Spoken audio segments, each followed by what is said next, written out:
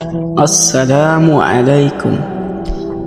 আজকে আমরা আমাদের প্রিয় নবী হজরত মুহাম্মদ সাল্লাল্লাহু আলাইহি ওয়াসাল্লামের একজন প্রিয় সাহাবী হজরত বেলাল রাদিয়াল্লাহু তাআলা আনহুর জীবনের সাথে ঘটে যাওয়া এক হৃদয় বিদারক ঘটনা সম্পর্কে জানব।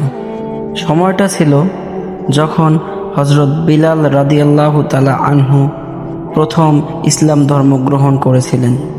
মক্কার উত্তপ্ত বালি, আর সেইখানেই শুয়ে আছে একজন কালো লোক, তার বুকের উপরে অনেক বড় পাথর, এবং সে যন্ত্রণায় কাকুতি মনিতে করতেছে আর বলতেছে, আহাদ আহাদ, আল্লাহ এক, আল্লাহ এক।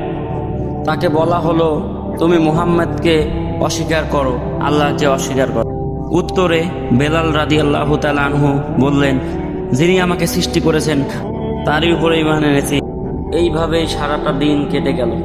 রাতের বেলা হজরত মুহাম্মদ সাল্লাল্লাহু আলাইহি সাল্লাম সাথে কিছু সাহাবী সহ তার কাছে আসলেন এবং আল্লাহর কাছে তার জন্য দোয়া করলেন এবং বললেন, ঈমান মানে শুধু মুখের কথা নয়, অন্তরের আমানত। একদিন যেই বেলাল রোদে পুড়েছিল, সে আজ আল্লাহর ঘরে মানুষকে ডাকে, আল্লাহু আকবার, আল্লাহু আকবার।